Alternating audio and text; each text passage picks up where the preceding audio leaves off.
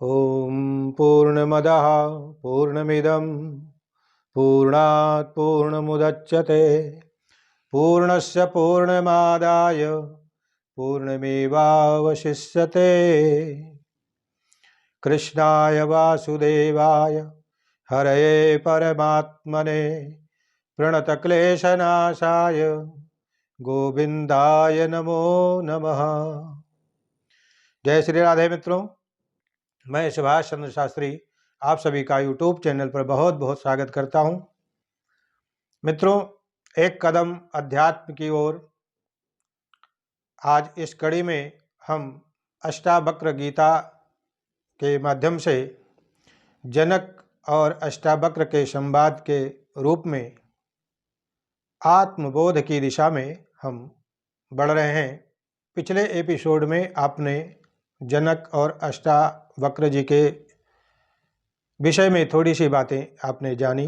आगे हम अब प्रसंग में बढ़ रहे हैं कि जब अष्टावक्र की विद्वता को देख करके जनक जी महाराज प्रभावित होते हैं और उन्होंने सभा के मध्य में ऐसा कहा कि हमारे सभा में जितने भी विद्वान बैठे हैं, इन विद्वानों में से कोई ऐसा व्यक्ति है, ऐसा विद्वान है जो कुछ ही समय में हमें आत्मबोध करा दे, अर्थात मुक्ति का एहसास करा दे,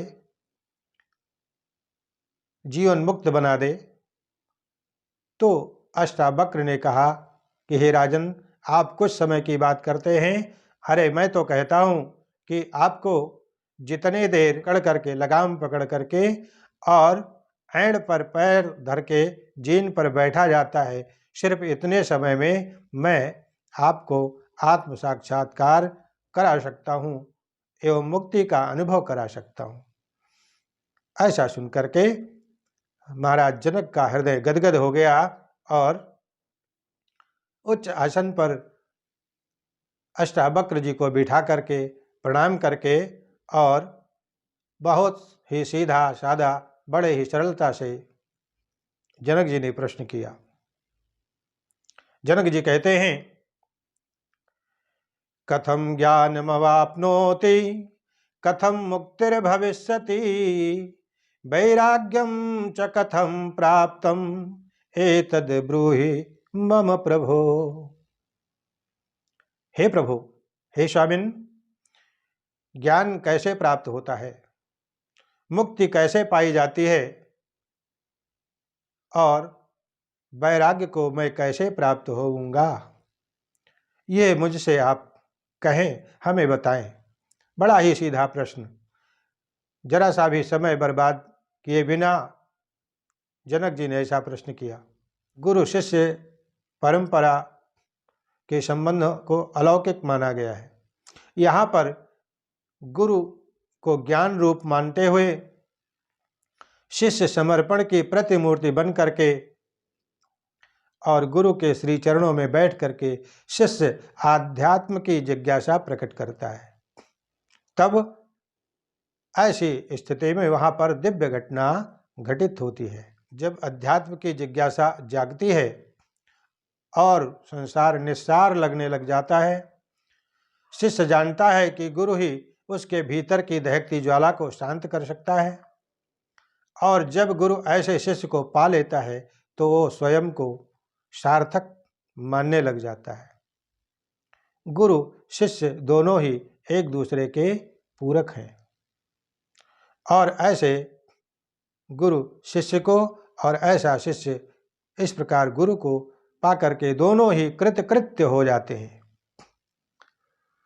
यहाँ महाराज जनक शिष्य के रूप में गुरु की प्रभु के रूप में संबोधन करते हैं, अर्थात गुरु को प्रभु करके, प्रभु अर्थात स्वामी, स्वामी कह करके संबोधन कर रहे हैं।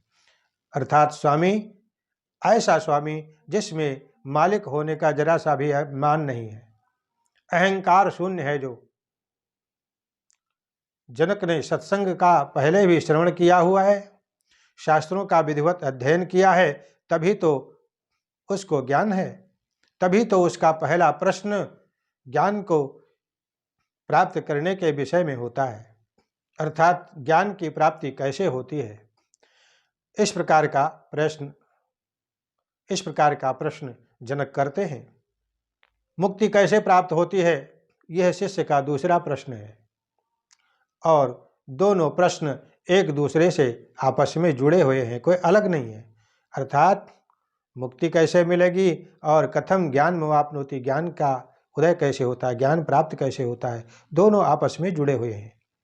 शिष्य ने अपनी अभिलाषा को दूसरा प्रश्न कह करके बता दिया, स्पष्ट कर दिया।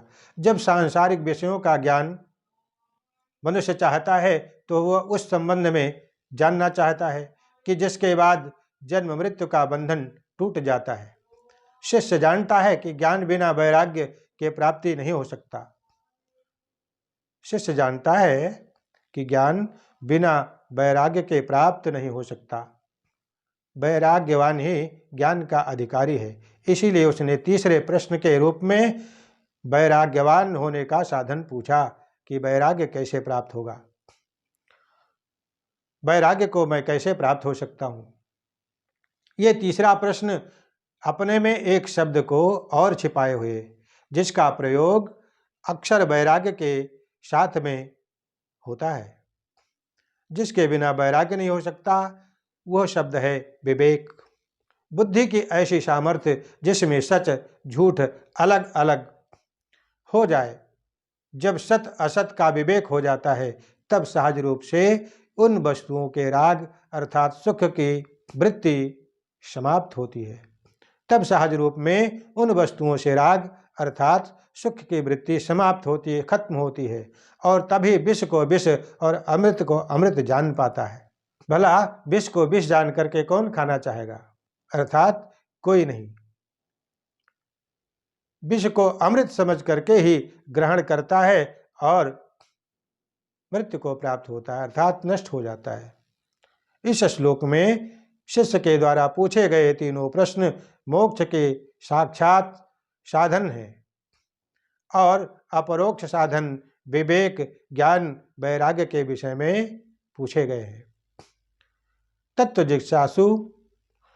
जिज्ञासु को भी सद्गुरु के सानिध्य प्राप्त होने पर इन्हीं प्रश्नों को करना चाहिए, सांसारिक प्रश्नों में नहीं उलझना चाहिए।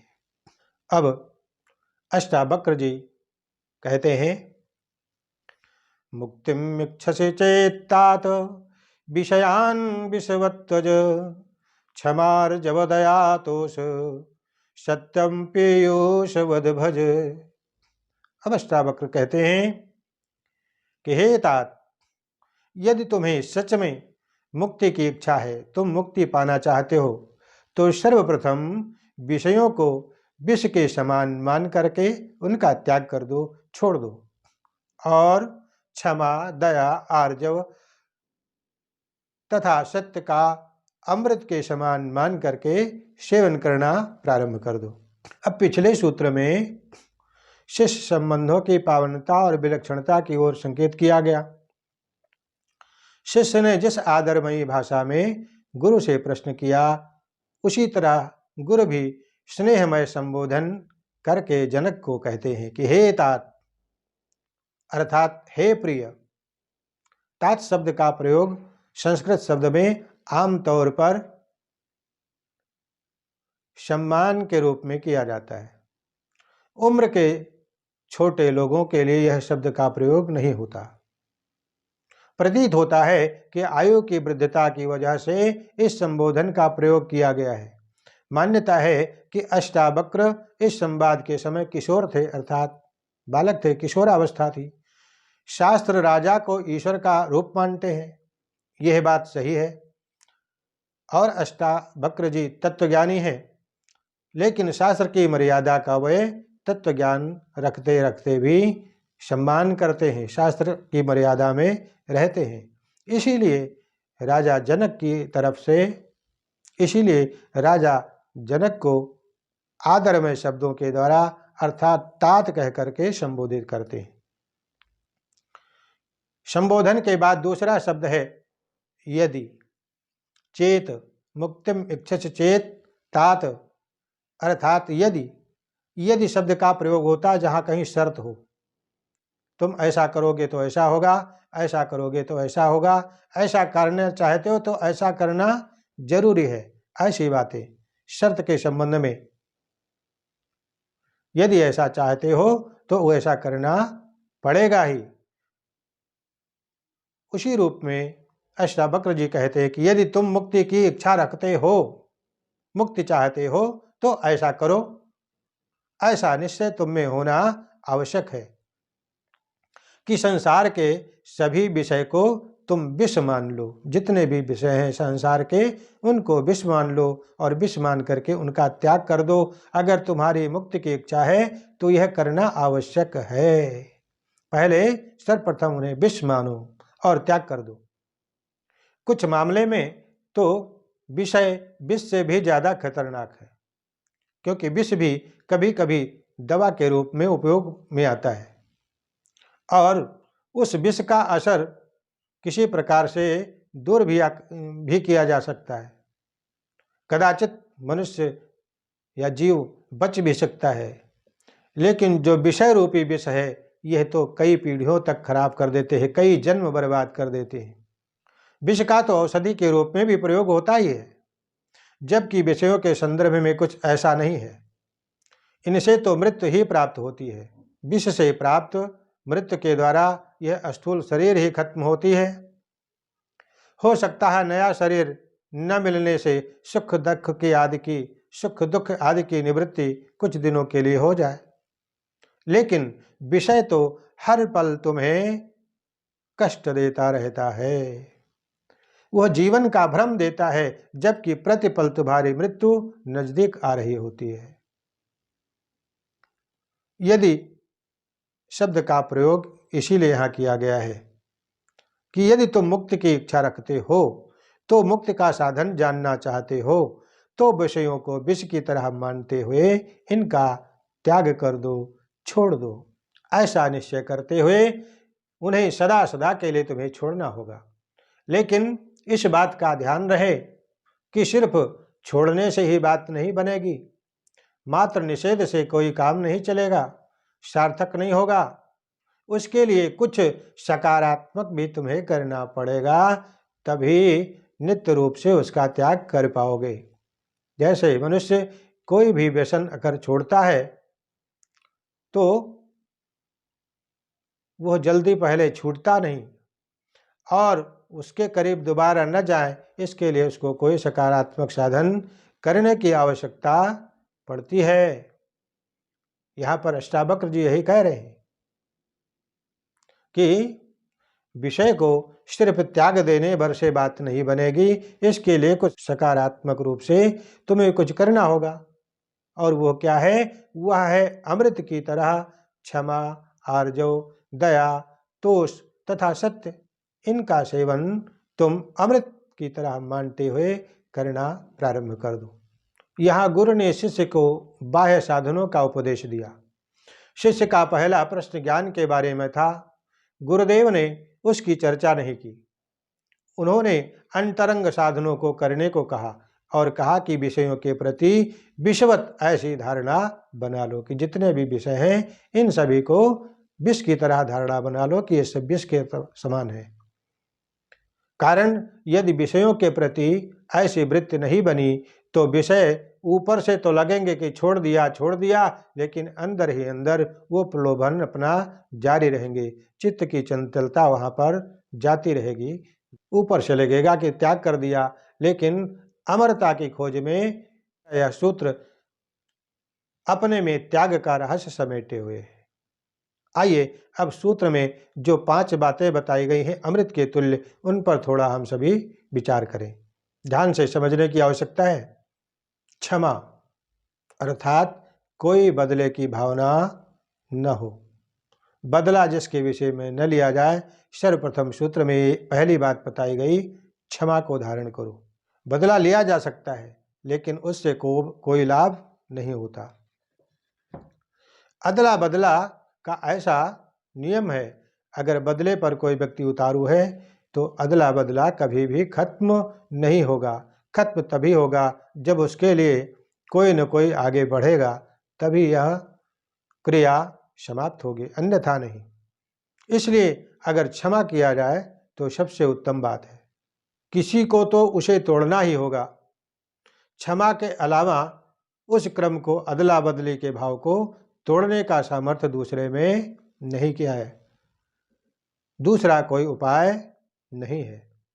जो क्षमा कर रहा है उसमें करुणा का भाव भी होना चाहिए। अब जिसे क्षमा किया जा रहा है उसके प्रति यह भाव होना चाहिए कि जाने दो, छोड़ो, ये नहीं जानता, ये नहीं समझता, इसे क्षमा कर दो। अहंकारी व्यक्ति क्षमा नहीं कर सकता। क्षमा वही व्यक्ति कर सकता है जो सरल होता है। अहंकारी व्यक्ति अगर किसी को क्षमा करता है तो सिर्फ वो एक दिखावा होता है, एक नाटक सा होता है। उस समय तो कह देगा, जाओ भाई कोई बात नहीं है, चलो छोड़ो, छोड़ दो, मैंने भुला दिया, भूल गए हम। लेकिन अंदर ही अंदर उन शब्दों को, उन बातों को समेट करके रखेगा और अवसर की तलाश में रहेगा। और जो ही अवसर मिलेगा वह उसका बदला अवश्य चुका लेगा और समय आने पर कह देगा कि तुमने भी तो मेरे साथ ऐसा किया था। अर्थात अहंकारी पूर्ण रूप से कभी किसी को क्षमा नहीं कर सकता है। क्षमाशील वही होगा जिसका हृदय निर्मल होगा, जिसका मन सरल होगा। दूसरी बात है आर्जव। आर्जव कहते हैं सरलता को, जिसमें कोई लाग लपेट न हो। कोई भी बात हो, कोई भी चीज हो, बड़ी सरलता से स्पष्ट रूप से कर देना या कह देना, जिसमें कोई दिखावा है ही नहीं। किसी से मिलते समय कोई आडंबर नहीं। जिसकी आदत है वो किसी से भी छल कपट भरा व्यवहार करने से कभी चूकता नहीं है। और सबसे मजे की बात यह है कि वह यही कहता भी रहेगा कि मैंने तो कुछ किया नहीं। उसे पता नहीं चलेगा कि उसने कब जाल बुन दिया। जितना मुश्किल कपटी के लिए कपट को त्यागना है, उतना ही मुश्किल सरल व्यक्ति को कपटपूर्ण व्यवहार करने का है। अर्थात दोनों ही अपने स्वभाव को जल्दी नहीं बदल सकते। दोनों ही अपने स्वभाव के विपरीत करने का प्रयास करेंगे तो पहले से उनको काफी तैयारी करनी पड़ती है। लेकिन समय आते ही अपनी अपनी प्रकृति में वह दोनों आ जाते हैं। सरल को अपनी तरलता के लिए, सरलता के लिए कारण सामने का सब स्पष्ट दिखाई देता है। सरलता एक प्रतिक्रिया नहीं है, जबकि पाखंड प्रतिक्रिया है। सरलता में थकान नहीं है और विश्राम ही विश्राम है, जबकि दिखावा बड़ा थकाने वाला होता है। दिखावेपन में बड़ी थकान है और सरलता में कोई थकान है ही नहीं। दिखावा इंसान को तोड़ देता है। तनाव, थकान, टूटन व्यक्ति में, समाज में आज कितना दिखाई दे रहा है। उसकी वजह है कि उसके मूल में दिखावापन ज्यादा छिपा हुआ है। लेकिन जो सरल है उसे भगवान मिले हैं ऐसा मान लीजिए, उससे भगवान दूर नहीं है। समझ लीजिए उसने अपना आपा ढूंढने में और उसे पाने में कोई कठिनाई नहीं होती है। जप तप आदि तो कुटिलता को हटाने का एक अभ्यास है। और तीसरा साधन अष्टावक्र जी बता रहे हैं। तीसरा क्या है? दया। दूसरे को अपने सा मानना, समझना, समभाव रखना, अपने जैसा, इसको कहते हैं दया। जैसे जैसे स्व का भाव बढ़ता जाता है उतना ही दया में निखार आता है। अपनों पर ही दया की जाती है और इसमें तेरे मेरे जैसा कुछ नहीं रह जाता। करुणा से काफी मिलता जुलता है यह भाव। और फिर चौथा साधन क्या है? संतोष, यथा लाभ संतोष।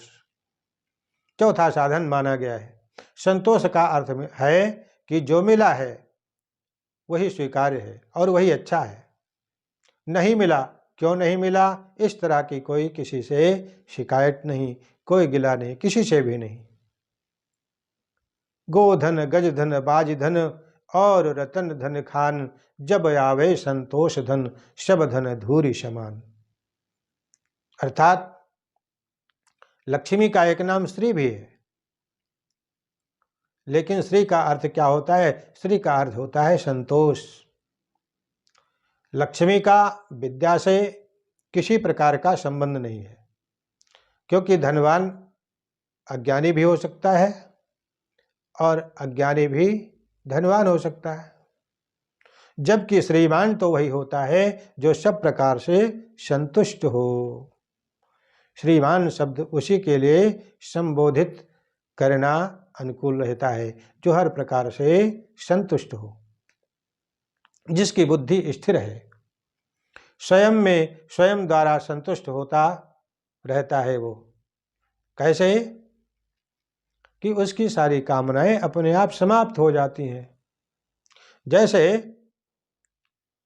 समुद्र में छोटी बड़ी सभी नदियां आकर के समा जाती हैं, लेकिन समुद्र में कभी उफान नहीं आता, और बादल समुद्र का बहुत सारा जाल खींच लेते हैं, फिर भी समुद्र को कोई कठिनाई महसूस नहीं होती। उसी प्रकार जो संतोषी व्यक्ति है वो हर अवस्था में अपने को संतुष्ट पाता है।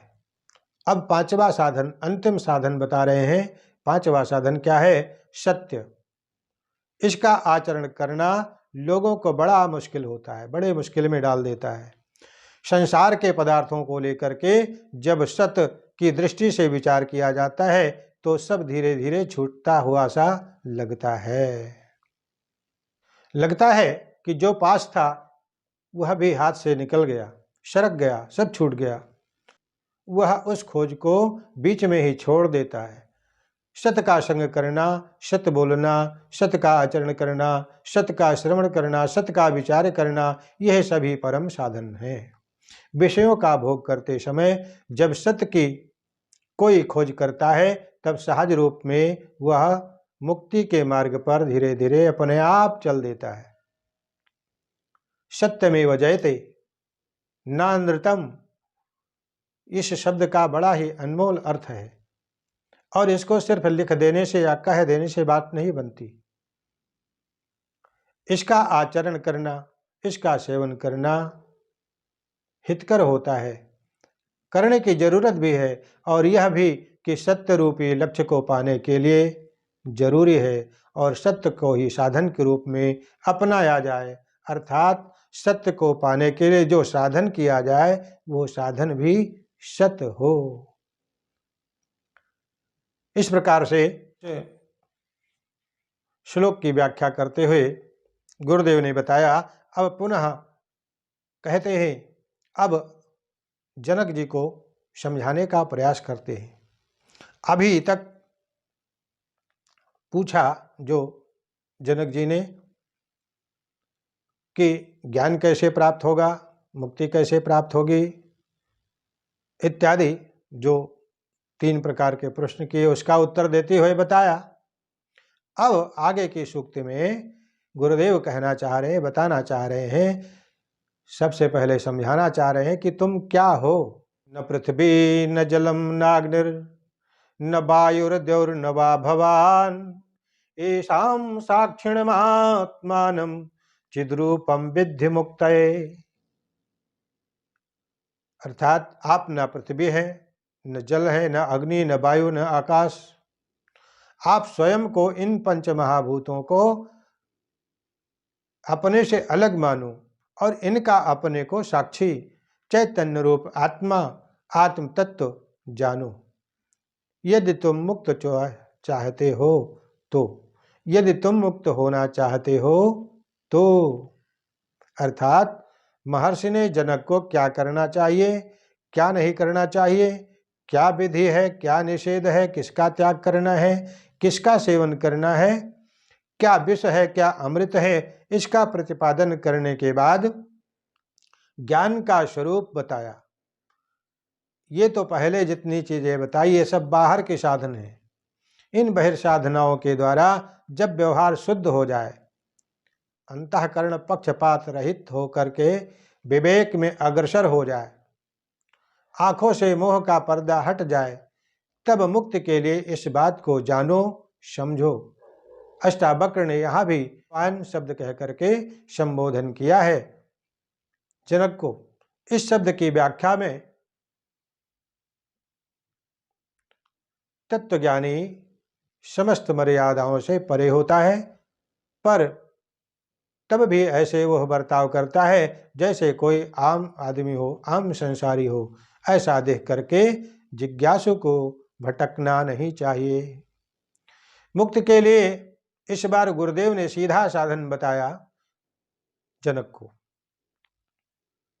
ऋतम ऋते ज्ञानान न मुक्ति, ऋते ज्ञानान न मुक्ति है, अर्थात ज्ञान के बिना मुक्ति नहीं होती। जैसे जैसे हम जानते हैं वैसे वैसे धीरे धीरे एक एक से मुक्त होते जाते हैं। त्याग की आत्मा है मुक्ति। त्याग बाह्य होता है जबकि मुक्ति आंतरिक। त्याग के बाद भी पकड़ने की संभावना बढ़ती है, जबकि मुक्त हुआ कभी भी किसी तरह से फिर बंधन में नहीं आता और त्याग किया जाता है और मुक्ति अपने आप घटित हो जाती है। जो उसे जान लेता है वह वापस नहीं आता है। न सा पुनरावर्तते। लेकिन कौन सा ज्ञान, किसका ज्ञान? महर्षि उस ज्ञान के दो पक्ष यहाँ बता रहे हैं। वह एक जो तुम नहीं हो। दो पक्ष यहाँ बता रहे हैं ज्ञान के कि तुम पहले अपने आप को जानोगे तो तुम क्या हो। इस बीच में कहते हैं कि इसके दो पक्ष हैं। क्या? एक तो जो तुम नहीं हो और दूसरा जो तुम हो। इस प्रपंच की विवेचना अध्यारोप अपवाद से होती है। अध्यारोप कहते हैं उसको जिसमें हठतापूर्वक कहा जाए कि नहीं यही ठीक है, यही है, और अपवाद कहता है कि ऐसा नहीं है। अपवाद का अर्थ है ऐसा नहीं है, अर्थात निषेध। पहला पक्ष महर्षि ने रखा कि जो जीवात्मा है नहीं लेकिन स्वयं को वैसा समझता है। हे राजन, समझने का प्रयास करो कि तुम पंच महाभूत नहीं हो। अब इस बात को थोड़ा दूसरी तरह से समझने का प्रयास करें। वेदांत ग्रंथों में सृष्टि का क्रम ऐसे वर्णित होता है, ऐसे ही मिलता है वेदांतों में कि वह एक था, अर्थात ब्रह्म। वह एक था, उसने इच्छा की थी कि मैं अनेक हो जाऊं। एकोहम बहुश्याम, मैं अनेक हो जाऊं। वही एक अनेकों नाम रूपों वाला हो गया। उसी एक से आकाश हुआ, आकाश से वायु, वायु से अग्नि, अग्नि से जल और जल से पृथ्वी की उत्पत्ति हुई। फिर इन पांचों के मिलने से आपस में अंडज, स्वेदज, उद्भिज, जरायुज, इस प्रकार से प्राणियों की उत्पत्ति हुई। और इसी से फिर मन, बुद्धि, चित्त, अहंकार आदि बने। स्थूल, सूक्ष्म और कारण शरीर की रचना हुई। अब तो यह बात समझ आ गई होगी, एक जब बहुत हुआ तो उसने स्वयं से सृष्टि की उत्पत्ति की। इस तरह असल में तुम कार्य रूप नहीं हो। तुम पंच महाभूतों से बने हुए शरीर नहीं हो। तुम चैतन्य रूप हो और साक्षी हो।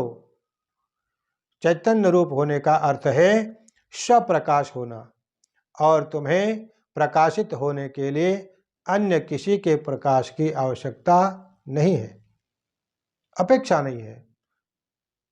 ये संसार में जितने भी तमाशे हो रहे हैं ना, लोग कर रहे हैं, बन रहे हैं, तुम वह तमाशा नहीं हो। तुम तमाशा देखने वाले हो।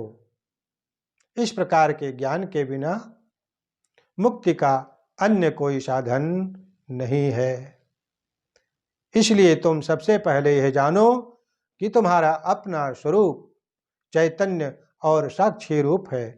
ऐसा जानो, यही ज्ञान है। तो महर्षि अष्टावक्र जी इस प्रकार से महाराज जनक को उनके प्रश्नों का उत्तर देते हुए आत्म तत्व का बोध कराते हैं। तो मित्रों, इस अंक में बस इतना ही। आगे इस विषय में हम और विशद व्याख्या करने का, चर्चा करने का प्रयास करेंगे। हमारे इस वीडियो को आप दूसरों तक पहुंचाएं, शेयर करें, लाइक करें एवं हमारे चैनल को आप सब्सक्राइब अवश्य करें। जय श्री राधे।